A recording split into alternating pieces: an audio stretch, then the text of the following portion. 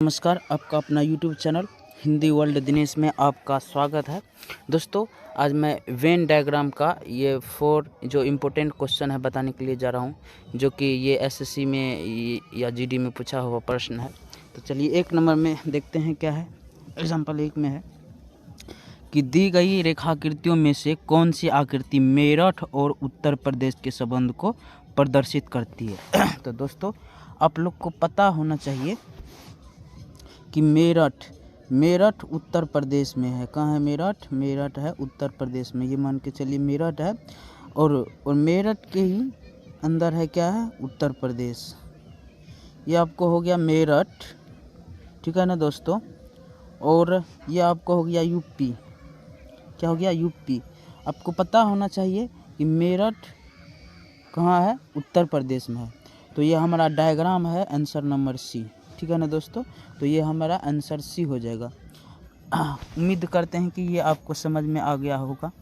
अब देखते हैं हमारा नेक्स्ट सवाल है कि दी गई रेखाकृतियों में से कौन सी आकृति आरा, बक्सर तथा बिहार के संबंध को प्रदर्शित करती है। ये एसएससी 10+2 2010 में पूछा गया है। तो दोस्तों देख लेते हैं। आपको पता होना चाहिए कि आरा और बक्सर, आरा बक्सर बिल्कुल क्या है, आरा बक्सर बिल्कुल अलग है। और तथा बिहार के संबंध को प्रदर्शित करता है, बिहार। तो आपको पता होना चाहिए कि आरा बक्सर हमारे बिहार के अंदर आता है। किसके अंदर आता है दोस्तों, हमारे बिहार के अंदर आता है। ये हो गया आपको आरा और ये हो गया आपको बक्सर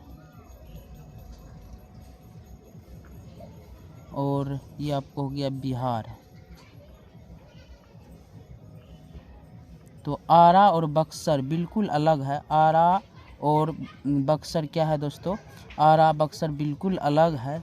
और इन्हीं के बीच हमारा क्या है, इन्हीं के बीच हमारा बिहार है। तो ये डायग्राम देखिए, हमारा आंसर नंबर डी हो जाएगा। डी ऑप्शन नंबर डी हो जाएगा हमारा सही आंसर।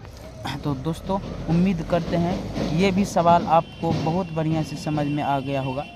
अगर बहुत बढ़िया से समझ में आ गया है तो वीडियो को एक लाइक कर दीजिए और नए हैं तो चैनल को आप प्लीज़ सब्सक्राइब कर दीजिए दोस्तों, ठीक है ना दोस्तों। अब देखते हैं, अब हमारा नेक्स्ट सवाल है दोस्तों कि दी गई रेखाकृतियों में से कौन सी आकृति नेताओं, अभिनेताओं व सांसदों के संबंध को प्रदर्शित करता है। यह हमारा एसएससी सीजीएल 2009 में पूछा हुआ प्रश्न है, ठीक है। यहाँ पर देख लीजिए।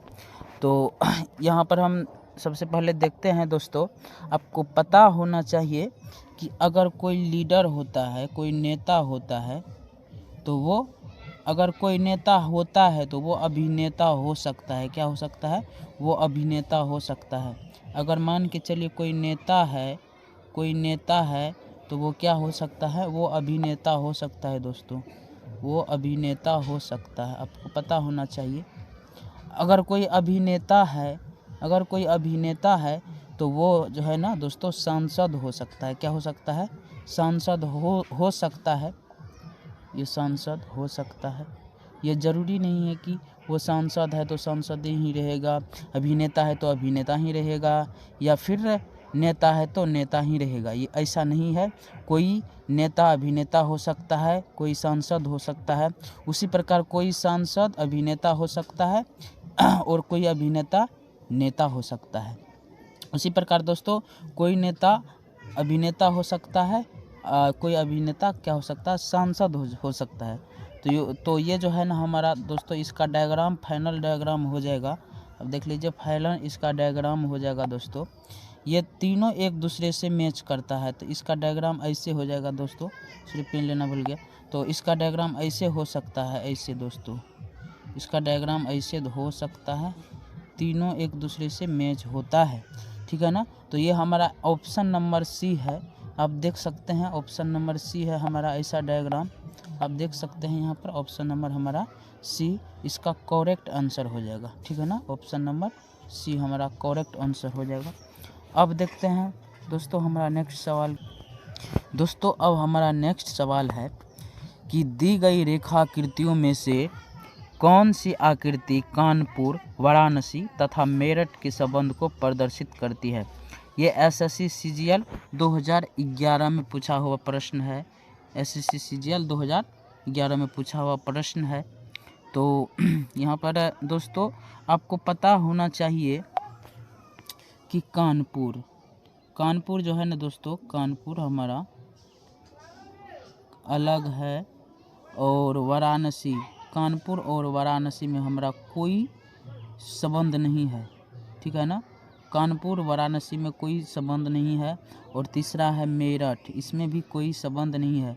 आपको दोस्तों पता होना चाहिए ये जो है ना, ये कानपुर और ये वाराणसी और ये मेरठ कहाँ है, आपको पता होना चाहिए दोस्तों। हमें उम्मीद है कि आपको पता होगा। ये हमारा उत्तर प्रदेश में कहाँ है दोस्तों, ये हमारा उत्तर प्रदेश में है। कहाँ है? उत्तर प्रदेश में है। कानपुर, वाराणसी तथा मेरठ हमारा कहाँ है? उत्तर प्रदेश में है। तो देख लेते हैं कि फाइनल इसका डायग्राम क्या होता है दोस्तों। इसका फाइनल डायग्राम आप देख लीजिए क्या होगा। तो दोस्तों देखते हैं।